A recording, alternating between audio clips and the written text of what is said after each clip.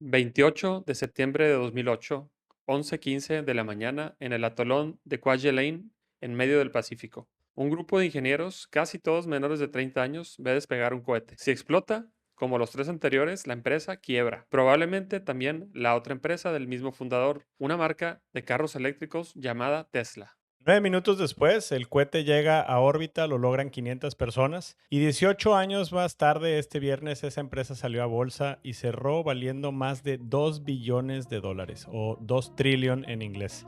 La salida a bolsa más grande en la historia del capitalismo. Pero no es el IPO de una empresa de cohetes. Ya no. De eso vamos a hablar hoy.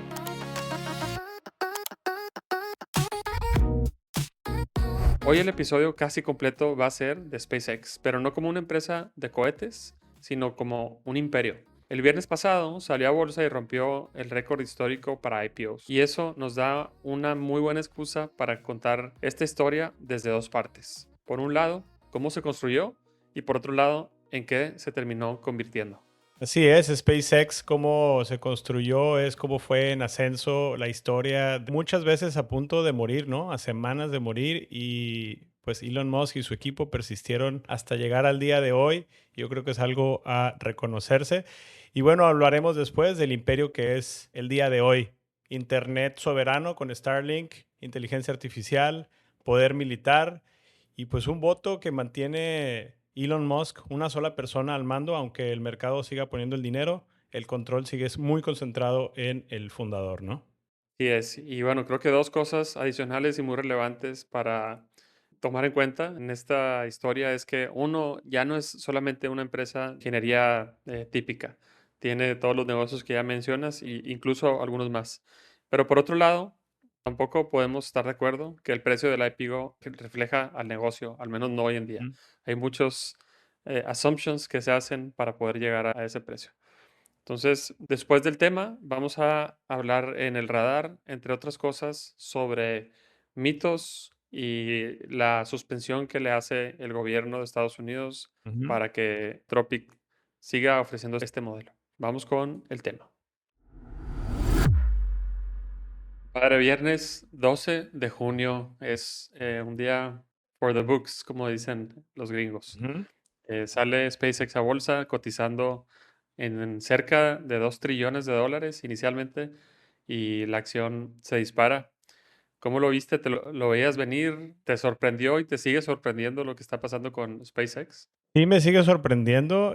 Ya sí anticipaba yo que iba a ser un buen trade, o sea, yo diría un buen negocio de corto plazo ahorita. Si me preguntas en el largo plazo, sigo creyendo que es un buen negocio, pero yo creo que está muy inflada la evaluación y vendrán correcciones más adelante. Pero así es, como dices, el viernes salió a bolsa SpaceX, algo que anticipábamos mucho. En este podcast estuvimos hablando de esto por varias semanas y el precio de salida fue de $135, ¿no? Este fue el issuance price, o sea, el precio al que se emitieron las acciones por medio de los bancos que fueron los que hicieron el underwriting de esta oferta pública inicial. Salió con el ticker SPCX e inmediatamente cuando abrió brincó 11% a $150 por acción y cerró el día viernes a 161, casi un 20% arriba. Pero al día de hoy que estamos grabando, compadre, vemos que ya está en Sí, 171. O sea, ya está sigue la subiendo. evaluación. Voy a decir mi frase cliché, pero sigue subiendo más rápido que sus propios cohetes. Así es. Hizo takeoff y sigue yendo para arriba. Yo creo que un poco impulsado también por el acuerdo de paz entre Irán y Estados Unidos que anunció el día de ayer Donald Trump, ¿no?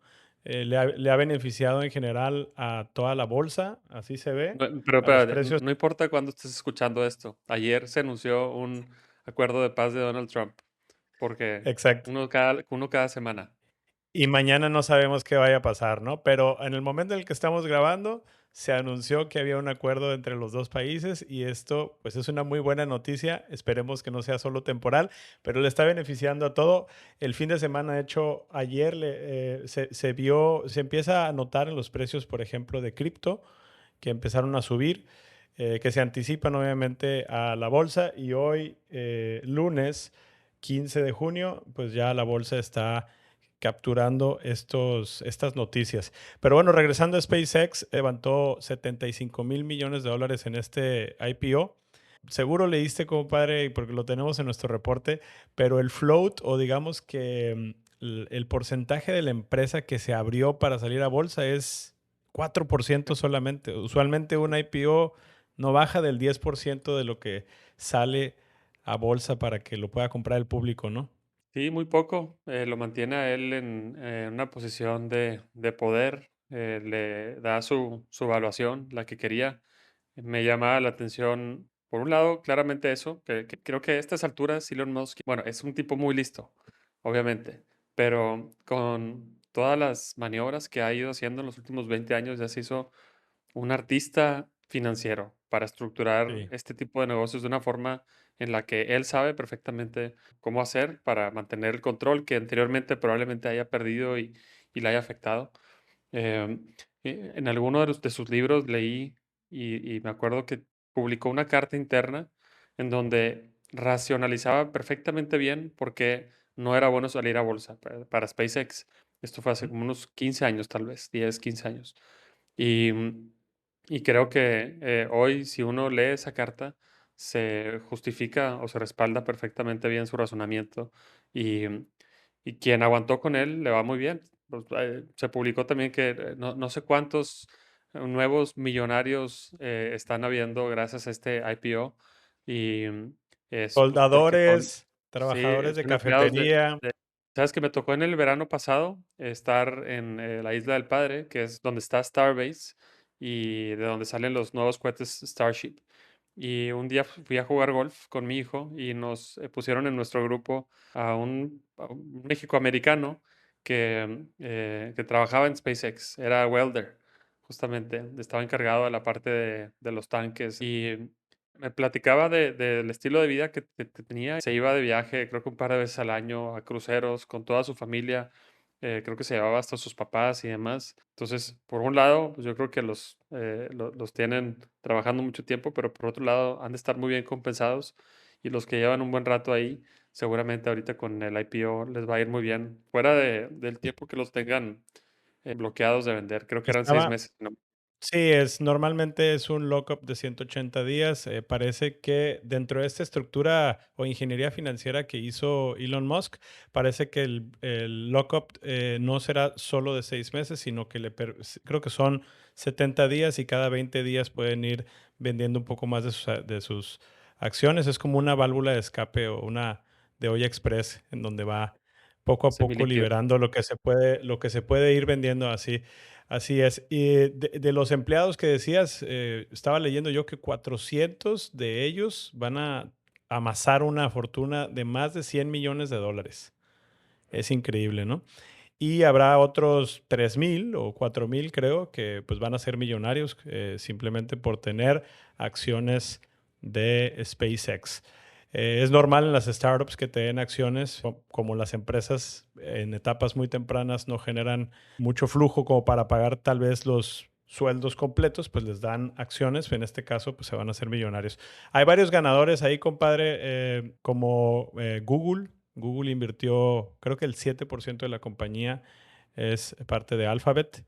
También está Peter Thiel, que invirtió en Facebook con Mark Zuckerberg desde un inicio. Y creo que él tiene como el 5% a través de Founders Fund. Y hay Pues, otros, es parte del Ellison. Ujú. PayPal Mafia junto con Elon Musk, ¿no? De hecho, Exacto. yo creo que de ahí es la relación y han estado muy ligados desde entonces.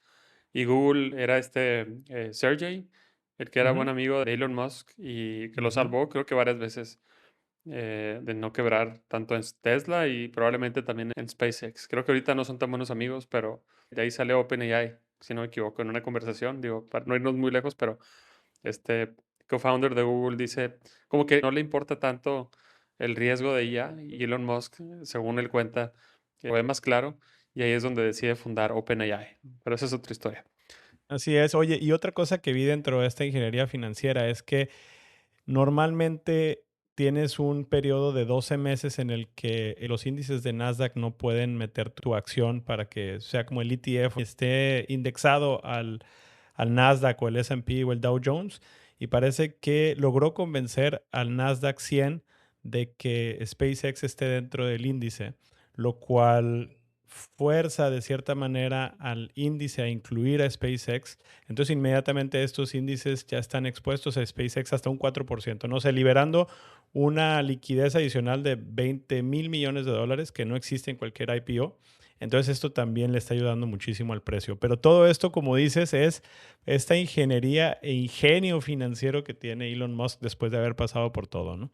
Y ahorita mucha gente en Estados Unidos que a lo mejor es anti Elon Musk ya está invertida en SpaceX y seguramente en otras Ujú. de sus empresas, en Tesla particularmente, a través de sus 401ks y otros fondos de retiro. Y bueno, digo, nada más como para redondear muy por encima, sin entrar en mucho detalle, porque esta información seguramente ya mucha gente la vio y está cubierta por todos lados, pero SpaceX no es solo una empresa de cohetes, aunque sí tienen ya el 80% de la capacidad global de lanzamiento. Tienen 2/3 de los satélites en órbita baja. Tienen en inteligencia artificial, tienen xAI, tienen a Grok. Están ya anticipando empezar a construir y operar los data centers en el espacio. Y bueno, tienen a la red social X, que de una u otra forma, valuación alta o baja, está siendo pues un lugar donde se genera y se ejerce influencia en todo el mundo. Y si Elon Musk está intermediando eso, pues de una u otra forma tiene injerencia en muchas de las cosas que están pasando en el mundo. Entonces, Yo pues creo que mucho que platicar del IPO y seguramente van a haber todavía más evoluciones y al final haremos nuestras predicciones sobre qué pensamos que va a pasar. sí, el día de hoy esta empresa es un conglomerado de varios negocios y de eso hablaremos en este episodio, pero yo creo que vale la pena, compadre, regresarnos un poco a 2001 y entender de dónde sale todo. Padre, nos vamos a remontar unos pocos años, nada más 25, cuando Elon Musk acaba de salir de PayPal y le pagan casi $200 millones, pero como él quería ser el CEO, pues hubo ahí algunos movimientos y se Ujú, sale. Entonces, Musk va con su amigo Adeo Resi y le dice que siempre quiso hacer algo en el espacio, pero no pensaba que alguien como él o alguien de forma individual lo pudiera hacer. Pero en una noche, por ese tiempo, se mete al website de la NASA nada más para ver el calendario de misiones a Marte y no encontró nada. Y pensó que estaba buscando algo mal y siguió buscando y no había nada, absolutamente nada. Estados Unidos ya había ido a la Luna en el 69 y Kennedy, 13 años antes de ir a la Luna, había dicho que iban a ir en esa década. Y en este caso, para cuando Musk tenía 30 años, la humanidad ya no tenía un plan para ir a Marte, ni siquiera uno mal hecho, nada más no había ni un ujú. solo plan. Entonces, Musk se frustra y se inspira en eso y dice, no, no, no es posible, debemos de hacer algo para hacer la vida interplanetaria. Y empieza ahí un poco el recorrido que después lo llevó a Rusia. Sí, ahí en Rusia en 2001 va y le intenta comprar cohetes o misiles balísticos para hacer sus primeras pruebas, pero se lo chamaquearon, ¿no? Así lo cuenta el libro de la biografía de Elon Musk de Isaacson. Y creo que le querían cobrar como $8 millones por cohete. Y luego en algún momento le doblaron el precio en la misma cena en la que estaba, ¿no? Y pues él regresa humillado y en el avión de regreso, en una servilleta cuenta, se pone a sacar los costos de los materiales que llevan estos cohetes. Le estaban vendiendo a 50 veces el precio de sus materiales. Él siempre hace esto y lo cuentan mucho en su libro, o sea, regresar a primeros principios y entender la razón más básica de las cosas y en este caso, cuál es el costo que hace el cohete en sí. Y se dio cuenta que todo mundo en la industria estaba pagando 50 veces más sus materiales. Y es así como decide fundar SpaceX. Es lo que él le llama el Idiot Index, ¿no? Siempre que compra algo o siempre que estás pagando algo, piensa cuántas veces más estás pagando por el material de lo que vas a usar.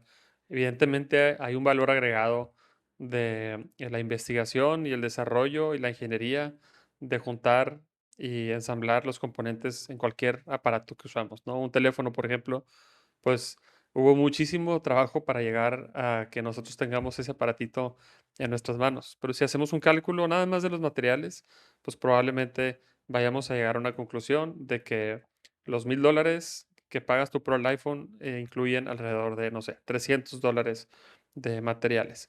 Y si tú ves o haces un cálculo ahí, dices, bueno, estoy pagando 3 veces el costo de los materiales, es razonable para algo como esto. Pero en ese caso, en esa industria, a Elon Musk le estaban cobrando 50 veces o incluso más. Entonces, es algo que le empieza a frustrar y se empieza a clavar y a meter en una especie como de rabbit hole.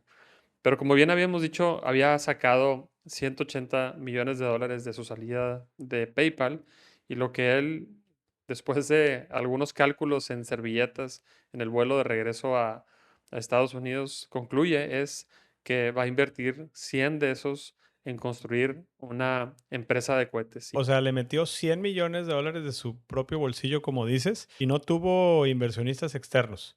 Entonces puso todo su dinero en apostarle a esta idea que cualquiera pensaría es demasiado loca para ser verdad, porque pues los únicos que me mandan o envían cohetes al espacio es la NASA y cualquier otro gobierno que tenga la capacidad de hacerlo.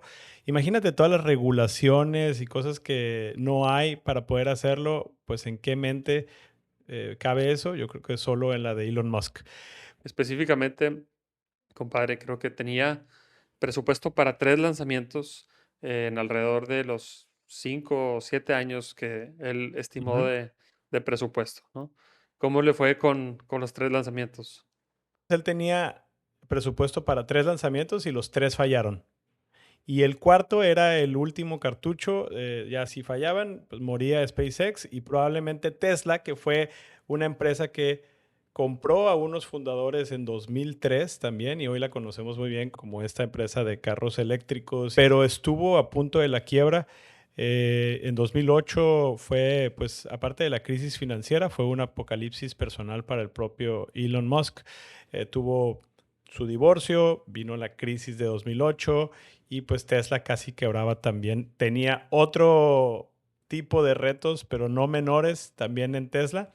Y cuenta la biografía que su hermano Kimball, que de hecho ahora en el IPO pues le fue muy bien con sus acciones, pero en ese momento vendió sus acciones de Apple que tenía invertidos para poder sostener a Tesla y fue como que el último recurso que tenían para salvar la empresa en su momento, ¿no? Pero bueno, afortunadamente ese día del cuarto lanzamiento logran poner el cohete en órbita, lo logran 500 personas, cuando una división comparable de Boeing, por ejemplo, hacía lo mismo con 50,000 personas. Entonces ahí podemos medir la eficiencia de los equipos que trabajan bajo el liderazgo de Elon Musk. Lo mismo ha ocurrido, por ejemplo, cuando compró Twitter, que despidió a 7,000 personas y todo el mundo decía que Twitter se iba a acabar y pues no ha sido el caso, ¿no? Ha sufrido una transformación entera la empresa, pero sigue la empresa andando y bueno, es lo mismo en las otras empresas que él maneja. Algo que me llama mucho la atención de Elon Musk es cómo se mete en estas situaciones de todo o nada y en el camino vive épocas o momentos de muchísimo estrés. Para recapitular un poco ese tipo de montaña rusa, podemos ver cómo Elon Musk incorporó SpaceX en 2002. Ese mismo mes, su esposa Justine dio a luz a su primer hijo, un niño al que le llamaron Nevada. 10 semanas después, Nevada, su hijo, murió de SIDS, el síndrome de muerte de cuna. Y esto no es en sí para psicoanalizar a Elon Musk, más bien es para entenderlo un poco porque es un tipo que es capaz de tolerar niveles de estrés que a cualquiera de nosotros nos quebrarían pues, en cualquiera de estos picos, ¿no? Entonces, él pues, ha aprendido históricamente a vivir apagando cosas, ¿no? El hijo, la emoción, el dolor, y eso tiene ventajas y tiene costos, y es parte del origen y de la personalidad que ahora ha formado Elon Musk. Sí, definitivamente una tolerancia al riesgo, al estrés y una resiliencia increíble es lo que ha demostrado toda su vida Elon Musk. Y yo creo que es lo que el inversionista a eso apuesta en este IPO, ¿no? Más que al negocio. Y ahora hablaremos un poco más de eso. Creo que la apuesta es en Elon Musk más que en SpaceX per se. No sé qué opinas, compadre. Pero Sí, yo totalmente de acuerdo porque eh, todas las cosas que él, yo creo que en los últimos 20 años ha hecho, en papel se ven prácticamente imposibles. Necesitarías tener un equipo fundador de estrellas con habilidades extremadamente positivas, con una cohesión entre ellas casi también perfecta. Pero en todos estos casos, el denominador ha sido Elon Musk y creo que lo que él tiene es esta capacidad de plantear una visión y una misión extremadamente ambiciosa y, y hacer que el camino, por más complicado que sea, valga la pena por esa misión, ¿no? Y a estas alturas yo creo que es más que obvio que no conviene apostar en contra de Elon Musk. No estoy diciendo a favor, no estoy diciendo que te subas a su barco en todas las cosas que hace, no estoy diciendo que estés de acuerdo con él a nivel personal y como humano y sus valores y demás, pero apostar en contra de sus apuestas tecnológicas creo que es un error y se ha demostrado una y yo otra creo vez que históricamente. estoy de acuerdo, solo yo creo que el timing importa muchísimo, ¿no? Y eso es lo que estamos viendo ahora.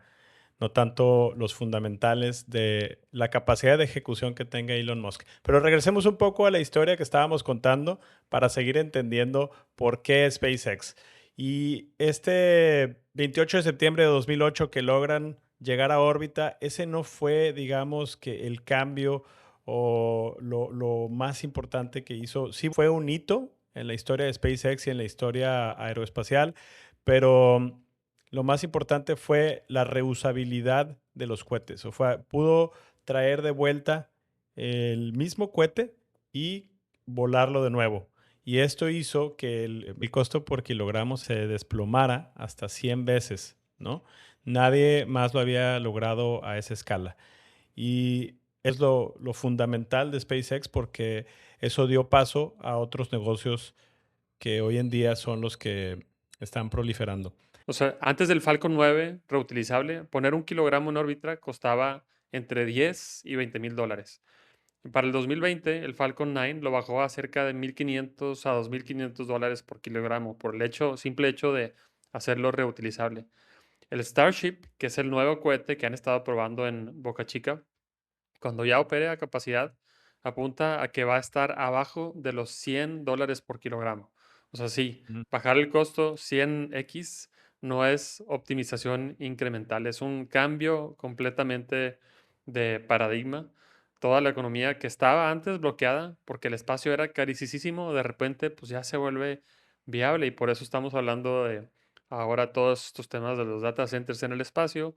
Claramente Ujú. Starlink como una solución en el mercado también es viable por en parte esto y bueno, pues vienen más cosas en el espacio, sin duda, ¿no?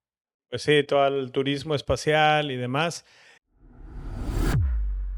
Pues es importante mencionar, por ejemplo, en Starlink.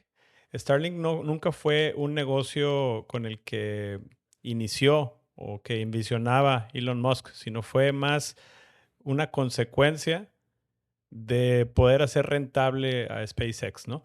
Al reducir 100 veces o más de 100 veces el costo de poner kilogramos en órbita, pues le sale la idea, la buenísima idea de por qué no ponemos nanosatélites en el espacio, en una órbita baja, que tiene un costo menor que llegar a una órbita mayor en orbitando la Tierra, valga la redundancia, y con esto, pues, proveer de internet satelital a los usuarios en la Tierra. Hoy en día ese negocio que pues, era prácticamente cero en 2019, hoy, o más bien en 2025, tuvo una facturación de 12,000 millones de dólares. O sea, de los 18,000 millones de dólares que SpaceX declara en su S-1, que es el documento que sacan para inversionistas antes de salir a bolsa, 12,000 millones de dólares son de Starlink. O sea, casi todo el negocio o todo lo que dice vender SpaceX es realmente, por ahora, la parte de los satélites para proveer internet. ¿no? Todos los otros negocios, que son pues el Starship, que abrirá un nuevo mercado del espacio, como la minería espacial, se nos olvidó decir, la minería espacial, el turismo, etcétera.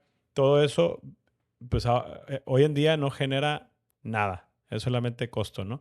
Y hay otro negocio dentro de la panza de SpaceX, compadre, que es el de xAI, que es el brazo de inteligencia artificial. De hecho, antes no estaba dentro de SpaceX, pero se lo colgaron y hoy en día ese negocio pierde 1.2 billón de dólares, 1.200 millones de dólares al año. Entonces, el pobre Starlink está subsidiando a todo mundo mientras pueda.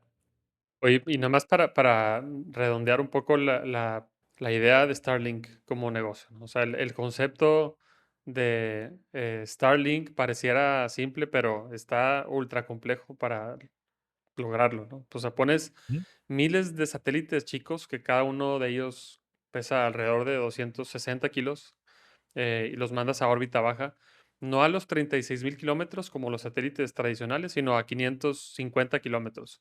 ¿Y por qué es así? Pues por la latencia. O sea, un paquete de internet pasa por un satélite de órbita alta, regresa a la Tierra en 600 milisegundos y por un satélite de Starlink, pues tarda 20 a 40 milisegundos, o sea, prácticamente casi igual que un internet de fibra en casa.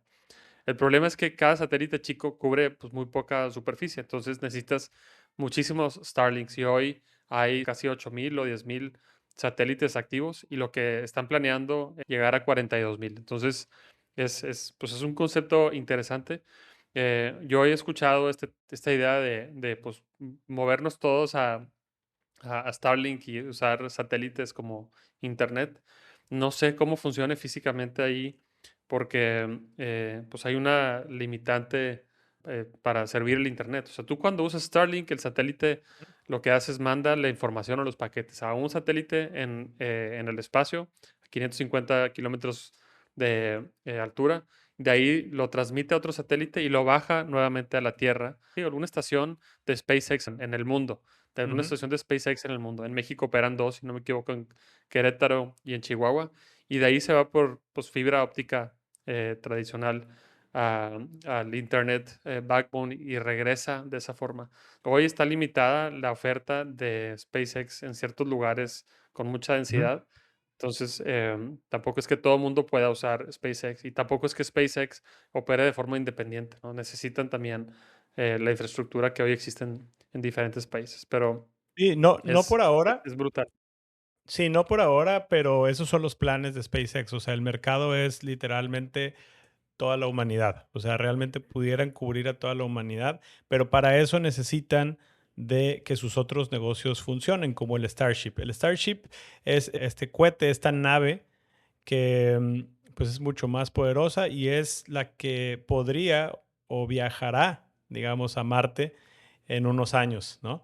Y pues hay que hablar, yo creo que el elefante en el cuarto, que es cómo le ha ido al Starship, compadre, porque en los últimos 11 lanzamientos, 5 de ellos no le ha ido muy bien, ¿no? Entonces tampoco es como que esté 100% seguro que todos los supuestos que trae el S1 para que se sostenga esta evaluación, pues estén ciertos.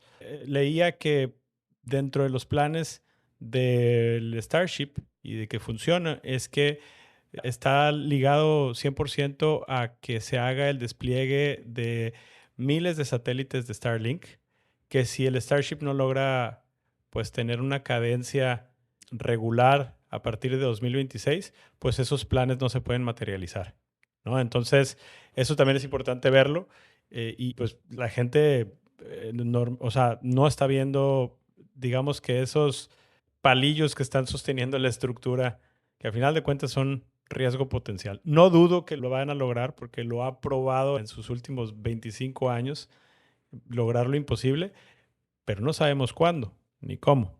Y pues todo el Sí, modelo financiero está dependiendo de estos supuestos, ¿no?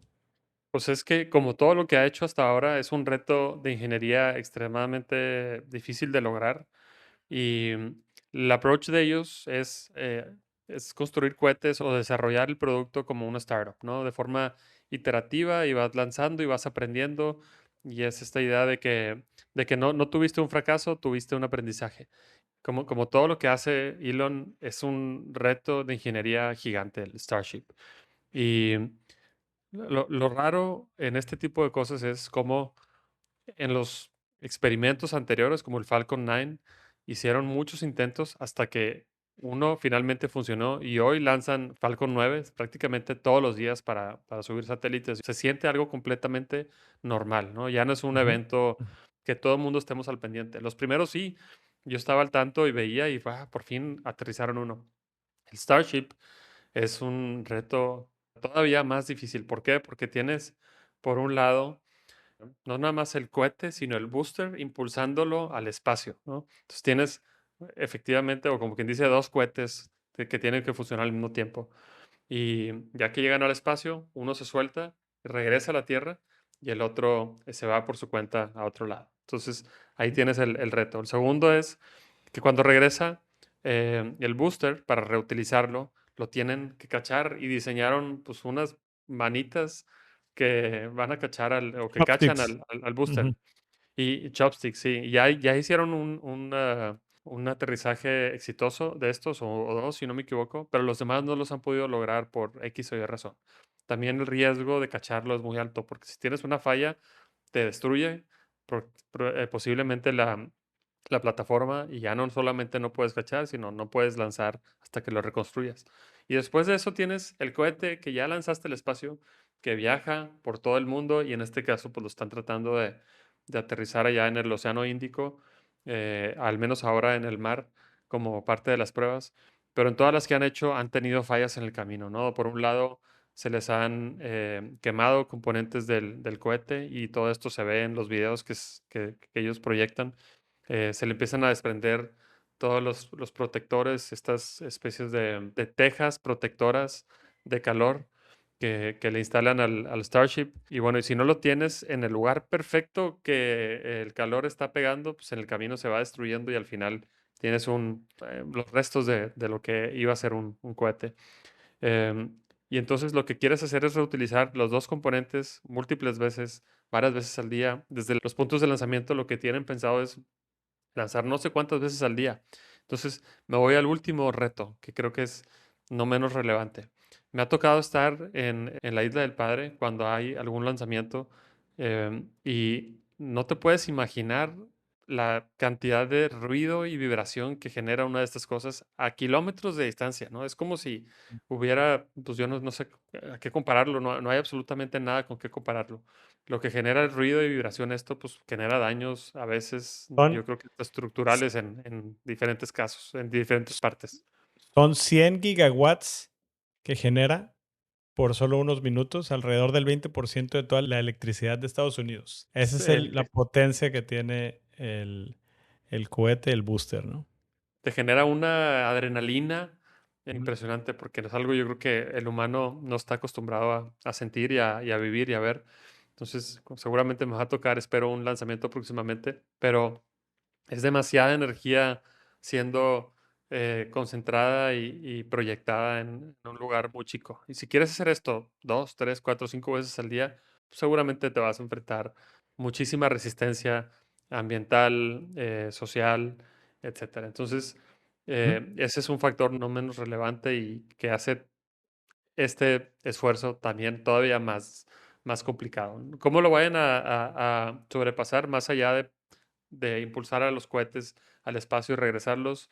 No sé si vaya a haber un punto en el que llegamos a un punto de eficiencia del motor y del ruido y algo de ingeniería para reducir ese tipo de El impactos. impacto. Probablemente lleguemos a eso, pero ahorita todavía falta mucho. Y aquí es donde SpaceX deja de ser solo una empresa de cohetes y se vuelve otra cosa. En febrero de 2026, SpaceX absorbió a xAI, la empresa de inteligencia artificial de Elon Musk, que tiene Rock, que es el modelo que compite contra Claude, OpenAI, Gemini, y sumó a X, que es la red social, con 500 millones de usuarios diarios, ¿no? Y todos bajo el mismo paraguas están ya ahora también dentro del paraguas de SpaceX. Entonces, estamos viendo este conglomerado que ahora no solamente son cohetes y luego satélites, sino que ahora es una apuesta por la inteligencia artificial. Como comentábamos, este negocio aún pierde 1.200 millones de dólares, pero es la apuesta, yo creo que más agresiva de Elon Musk por competir con pues, los laboratorios de inteligencia artificial que ahora están saliendo también a bolsa, ¿no? Como OpenAI y Claude. Uno de los argumentos que tiene Elon es que en el espacio obviamente no hay constraints o limitantes de espacio y de energía, porque pues está la luz solar que puede potenciar estos data centers en el espacio y eso podría reducir drásticamente el costo de construir los data centers aquí en la Tierra. Entonces esta apuesta, si bien parece de ciencia ficción, también podría ser otra de las apuestas muy visionarias que termine pagando esta inversión al día de hoy. Es muy interesante cómo Musk va construyendo pieza por pieza para que tarde o temprano, y ese tarde es ahorita ya, se vuelva parte de la infraestructura del mundo. Por un lado, empieza a ofrecer Internet y muchos de nosotros empezamos a consumir un servicio que contratamos directamente de él, pero por otro lado, él empieza a proveer las piezas para que el resto del planeta funcione, particularmente las empresas y laboratorios de inteligencia artificial. Entonces, si tú consideras que se empieza a volver en proveedor de compute de Anthropic, no será de OpenAI por otras razones, pero de muchas otras empresas, lo que va a terminar pasando es, así como nosotros indirectamente estemos invertidos en SpaceX y en Tesla por los fondos en los que tengamos nuestro dinero, también vamos a ser consumidores de SpaceX a través de los servicios de otras empresas que nosotros contratemos, como por ejemplo Anthropic y probablemente Microsoft, Amazon o alguna otra. Entonces, es una jugada maestra, es un servicio que tiene un moat altísimo porque no cualquiera puede decir, déjame ir y pongo un data center en el espacio.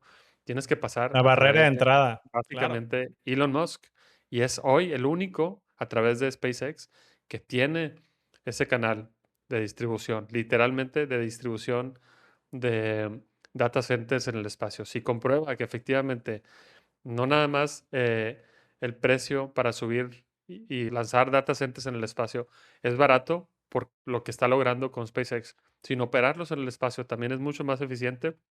El único canal que vas a tener para poder hacerlo va a ser el señor Elon Musk y SpaceX. Entonces, ¿de dónde viene la evaluación de 2 trillones de dólares? Pues este es uno de esos vistazos, es uno de esos hints que por ahí va.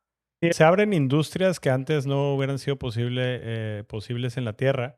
Están los farmacéuticos y cristalización de medicamentos. Hablamos del turismo espacial, fibra óptica, semiconductores de alta pureza, cosas que solamente en la ausencia de gravedad son posibles. Y pues ese es el mercado que está abriendo SpaceX con esta mega barrera de entrada que acabas de describir. O sea, no cualquiera lo puede hacer y la NASA, pues ya la NASA aceptó que tal cual SpaceX lo está haciendo mucho mejor, ¿no? Sí, sin Vamos duda. a... Y lo decíamos, ¿por qué? ¿No? Forma iterativa de desarrollar un producto es la que le ha pagado dividendos. No sé si vayamos a poder poner aquí uno de los videos de SpaceX, que es este de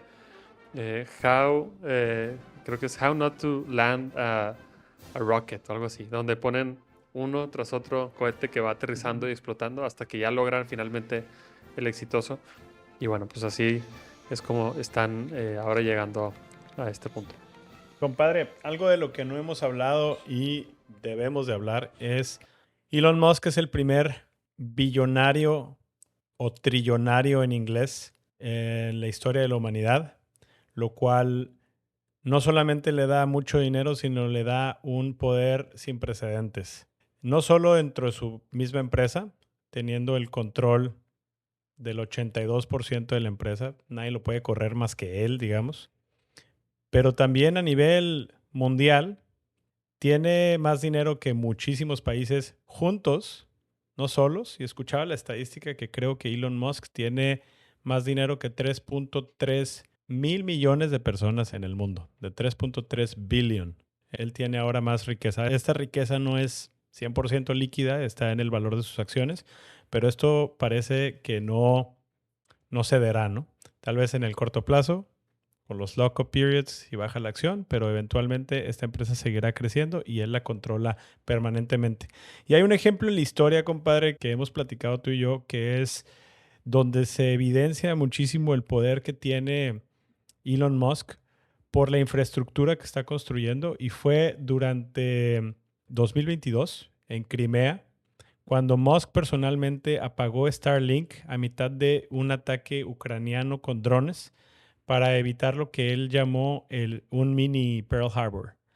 Y esto es algo que pues antes solamente estaba, bueno, ni siquiera antes, pero ese tipo de acciones son naturalmente reservadas para gobiernos y sus militares. Y hoy en día este poder está en las manos de un empresario que es Musk, ¿no? Poder apagar la conectividad de todo un país o de un país que está en guerra en este caso, ¿no? Sí, y es un cambio también, otro cambio de paradigma en el que se involucra Elon Musk, porque lo que pasó aquí no se convirtió en pues, titulares de primera plana, no hubo una investigación del Congreso, pero indirectamente lo que sí terminó pasando y lo que varios gobiernos terminaron entendiendo es que pues, la infraestructura crítica de comunicación militar ya no era o no es en este caso de un gobierno, de un estado, ¿no? Es una empresa privada y el CEO, de forma discrecional, en un salón con un par de personas, puede decidir activarla o apagarla. Y el impacto que esto tiene en estos tiempos es fuertísimo, ¿no? O sea, el decir, oye, le voy a habilitar internet a una población que tiene guerra para poder darle comunicación a guerrilleros o al mismo gobierno, la decisión la está tomando una persona, el CEO de estas empresas que ahora pues, tiene más poder que yo creo que el 95% de los países en todo el mundo, ¿no? Otro de los negocios que también sí es importante esta influencia que tiene con gobiernos, y es así también como se financia o se pretende financiar pues toda la parte de Starship, que son los contratos con gobiernos. Tiene, esto lo pueden ver en el reporte de SpaceX que les hemos compartido y lo volveremos a compartir en las notas de este episodio, pero tiene 5 contratos importantes que son EchoStar Spectro, que esto es un contrato con gobierno por 17 mil millones de dólares, que es para la tecnología Direct to Cell, ¿no? Es celular directamente de satélite, lo cual Datos datos, directamente, datos directamente de satélite, ¿no? Y tiene otros como el Golden Dome. pues sí, y derivado de este tipo de acciones, lo que termina haciendo SpaceX es lanzar Starshield, que es una división explícitamente militar. Y ahí los terminales son de Starlink, sí, pero la operación la controla el Departamento de Defensa. Bueno, ahora el Department of War en Estados Unidos es un contrato con presupuesto clasificado. Y Starshield no es una solución a lo de Crimea, es más bien una sofisticación y ahora los gobiernos pues pagan por usar la infraestructura que Musk construyó, pero sí sigue siendo la infraestructura de Elon Musk, ¿no? Al final del día, aunque él teóricamente no puede maniobrarla, en teoría no debe, pero en la práctica sí puede.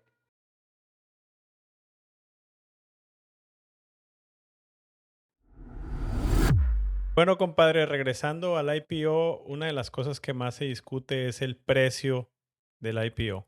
Si está sobrevaluado, subvaluado. Yo creo que nadie piensa que esté subvaluado, pero si está sobrevalorado el precio de SpaceX en relación a otras empresas o en relación a sus ventas, no podemos decir a sus utilidades porque todavía la empresa como conglomerado pierde dinero, pero si vemos algunos de los indicadores, al precio de salida, que eran los $135, estábamos hablando de 100 veces ventas, ¿no? O sea, 1.75 trillón de dólares representa 100 veces las 18 mil millones de dólares de ventas que hablábamos, 13 mil de esos son de Starlink.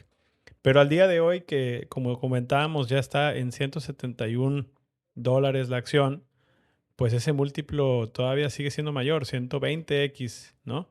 Es algo loco, la verdad, si te pones a pensar que los múltiplos de un Google son 10 veces ventas, 11 veces ventas, lo mismo para otras empresas como Nvidia, que creo que Microsoft es 8 veces ventas. O sea, 125 veces ventas sí está muy inflado y un value investor como Warren Buffett te diría, es mucho el hype y no debes de dejarte ir por el hype. Entonces la gente está comprando, como decíamos, el futuro, el hype y apostándole a Elon Musk, a que se abra un mercado entero que no existía, que es el mercado del espacio. Pero yo creo que sí está muy pasado, ¿no? Yo creo que mi predicción es que en los siguientes meses veremos cómo se desinfla un poco la burbuja y también que habrá rotación de capital hacia otros IPOs como Anthropic o OpenAI. No dudo que SpaceX sea una buena inversión en el largo plazo, pero yo creo que ahora sí la gente que está invirtiendo está sobrepagando. ¿Tú cómo lo ves? Pues yo creo que es el paraíso de los traders, ¿no? Si estás haciendo movimientos rápidos, tomando información, aprovechando la vulnerabilidad de los inversionistas emocionales, alguien técnico ahorita puede sacar, creo que, una buena ventaja. En términos fundamentales, definitivamente no se justifica la evaluación bajo prácticamente ninguno de los parámetros, pero las empresas de Elon Musk siempre han sido así, ¿no? Tienen misiones extremadamente ambiciosas y difíciles de lograr y lo que termina pasando con el tiempo, en mucho tiempo, es que las logra. No es que no dude, pero sí creo que la empresa va a subir de evaluación en el largo plazo, pero en el corto plazo, en el siguiente año, el siguiente 2 años, va a haber muchos movimientos. Digamos, yo no pondría mi dinero en esa acción per se, pero pues nunca está de más poner una fichita en las cosas que está haciendo Elon Musk, ¿no? Literal, No pierde una uno nada. acción. ¿No viste los memes que decía de que yo con una acción de SpaceX que me tocó, viendo cómo administro así todo mi terreno, ¿no? Sobre todo En realidad, porque hay un mercado muy, como dicen, muy culty, ¿no? Hay muchos fanáticos de Elon Musk que no importa cómo les vaya, siempre van a estar invirtiendo, independientemente de los fundamentos de las empresas. Entonces, ¿tú consideras ese factor? o sea, siempre estará esa base. Pero bueno, no es asesoría financiera, pero yo creo que en eso estoy contigo, compadre. Sí soy bull en el largo plazo, pero en este preciso momento creo que hay que ser cautelosos. Otros que estuvieron muy bullish en la semana fueron los hosts de All In, Shamad y Freeberg, que decían que SpaceX son los nuevos ferrocarriles. La combinación de la capacidad de lanzamiento con Starlink, con inteligencia artificial orbital, pues es un monopolio defendible, que es lo que decías tú. O sea, tienes que pasar a través de Elon Musk para poder, a través de SpaceX para poder accesar este mercado. Y no pagas por el negocio de hoy, sino pagas por la opción sobre el futuro. Creo que estamos de acuerdo que sí es verdad, solamente que ahorita hay un sobreprecio. Y hay otros bears o digamos que están bajistas en sus predicciones o en su sentimiento, como Scott Galloway o Dashwat Damodaran, este profesor de NYU que es un experto en evaluaciones, y dice, 350 billion es lo que hace 11 meses le asignaban como evaluación a SpaceX y hoy en día cotiza en 1.75 trillion, 5 veces más en 11 meses. También esto es de locura y yo creo que sí es el frenesí que hablábamos en episodios pasados, ¿no? O sea, ¿cómo incrementa 5 veces de valor una empresa? Google, por ejemplo, al salir a bolsa crecía al 240% al año y cotizaba 10 veces ventas, ¿no? SpaceX en este caso crece al 25 solamente y cotiza hoy en día 125 veces sus ventas. Entonces, sí está desproporcionado. Esa es una de las cosas que hacen a Elon Musk ser Elon Musk. Tiene esta habilidad para atraer muchísimo capital de personas con muchísimo dinero a evaluaciones altas y aún así multiplicarles ese capital por un factor de, en este caso, 5. Imagínate, oye, bueno, pues la evaluación de SpaceX es, ¿qué dijimos? 300 billion. Métele 10, métele 20. Yo te voy a regresar 100 en un año. Y dices, o sea, Lo hace. ¿de qué manera, no? Pues sí, lo logra. Lo mismo hizo cuando compró Twitter, ¿no? Y lo convirtió en X. No me acuerdo quién fue, creo que Larry Ellison, ahí en unos mensajes de texto le dice, oye, pues ¿le quieres entrar? Sí, ¿cuánto necesitas? No, pues con 1 o 2 billion yo creo que es suficiente. Ah, gracias. Y luego en la maniobra que hizo a la hora de integrar con SpaceX, creo que se lo multiplicó por 5, una cosa así, ¿no? Entonces, Ujú. sí, sí, si nosotros tenemos un rendimiento del 30% en un año, nos creemos expertos financieros y estos Warren Buffett. tipos, sí, y estos tipos le meten 1 o 2 billion y lo multiplican por 5 en un año a través de estas maniobras. Entonces, yo veo ese tipo de comportamientos y sale una empresa como esta a bolsa y digo, "Ay, hijo, a ver, está bien que valga la empresa, que tenga potencial, pero me quieres encasquetar a mí lo que le quieres garantizar a tus amigos, pues no, compadre, espérame tantito, entonces me voy a esperar Pero unos meses Daniel, para ver cómo se ajusta. sí, claro, y aparte que en este caso en específico, el 30% del IPO fue reservado para retail, ¿no? Para inversionistas de calle, tú y yo, no solamente para los institucionales. Y el float, como decíamos, o la porción de la empresa que sale es 4% solamente.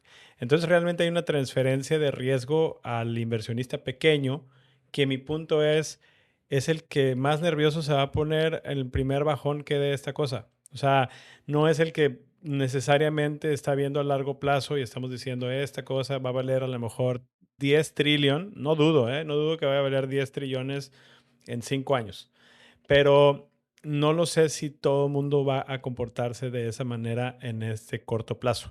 Entonces yo sí veo una oportunidad, personalmente veo una oportunidad de invertir un poquito más adelante cuando haya estos swings, volatilidad del mercado, que seguro lo habrá, porque como hablamos, hay fundamentales que no son del todo ciertos. No dudo en la capacidad del equipo de Elon Musk y Elon Musk en ejecutar, pero muchas cosas se tienen que dar para que la evaluación actual se mantenga, ¿no crees? Sí, sí, mira, que pasen los lockups, que salga OpenAI y Anthropic a bolsa, y después de 3 meses de el último de esos eventos, ya vemos. Yo creo que en verano del Ujú. año que entra se va a estabilizar un poco el precio de SpaceX, sino de la bolsa entera que ahorita ha estado muy revuelto y repito, creo que es un paraíso para traders.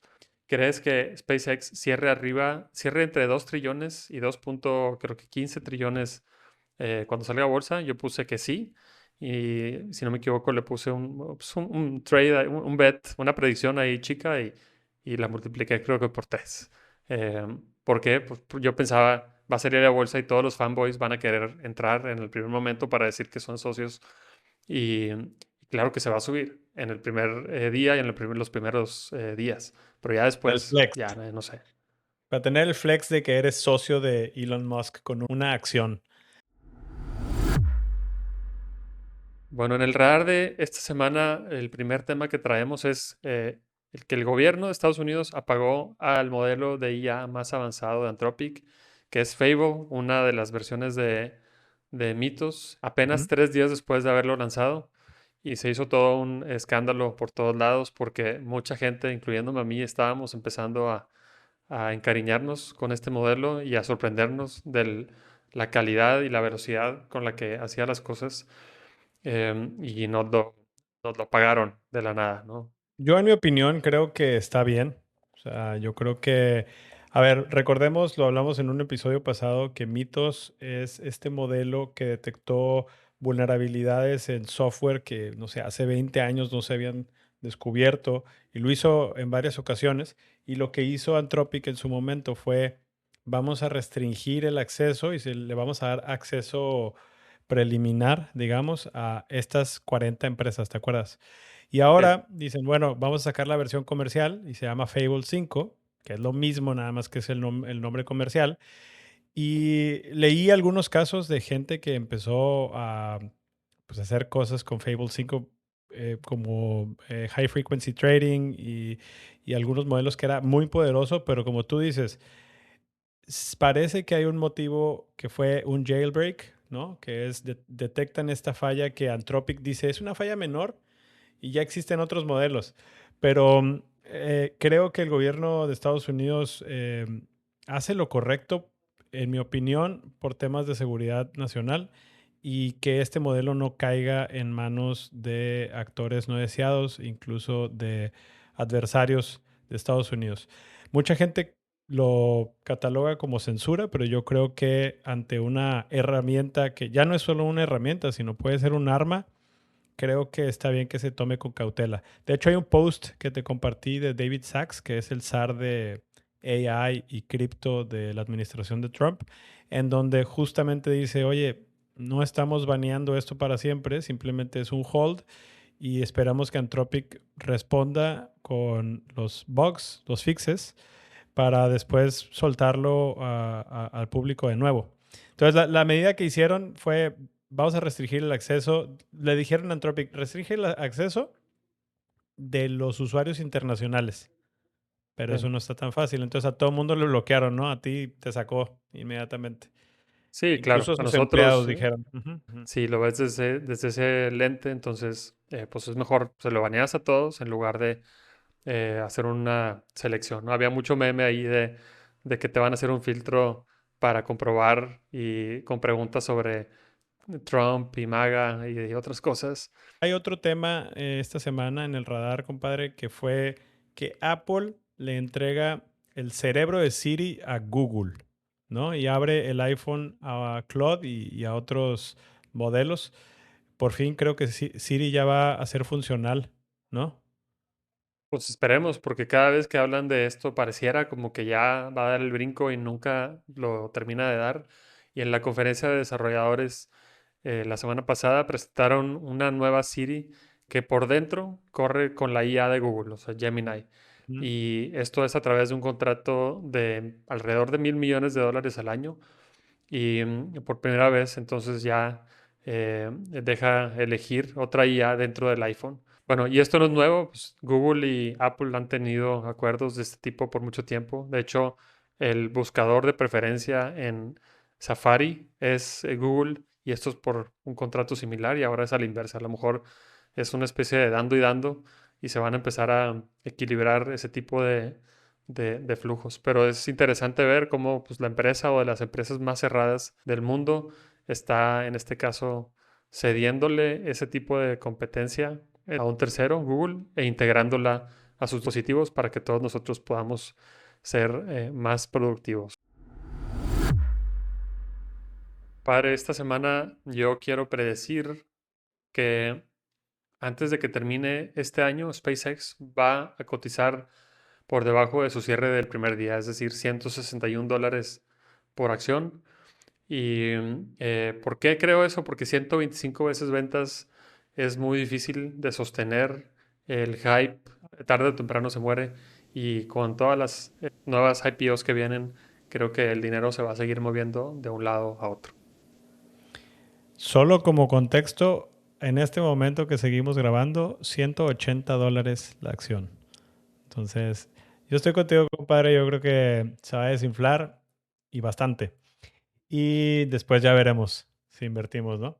Mi predicción para esta semana es pues muy sencilla. Yo creo que tanto Fable 5 como Mitos van a dejar de estar restringidos como modelos antes del 15 de julio. O sea, en un mes. En un mes ya están de vuelta, pero con condiciones, obviamente, del gobierno para que pues siga el desarrollo y la innovación en Estados Unidos. De acuerdo. Yo metí una que es que va a haber un nuevo modelo de mitos, a lo mejor es el 5.1. Esperemos que así sea para que se cumpla. ¿Y qué tal la semana, compadre? ¿Cómo pintar estos días? Pues bien, trabajo como siempre, pero muy emocionado por el Mundial. Me encanta ver mi calendario porque no sé quién me pasó un calendario de Google, pero tengo todos los juegos. Como no me bloquean tiempo en mi agenda de trabajo, pero los tengo visibles, entonces puedo ver todos los juegos. Me encanta, si es que no puedo ver el juego, ver las repeticiones en YouTube y verme todos los goles. Entonces, pues una semana interesante y divertida. ¿Tú qué onda?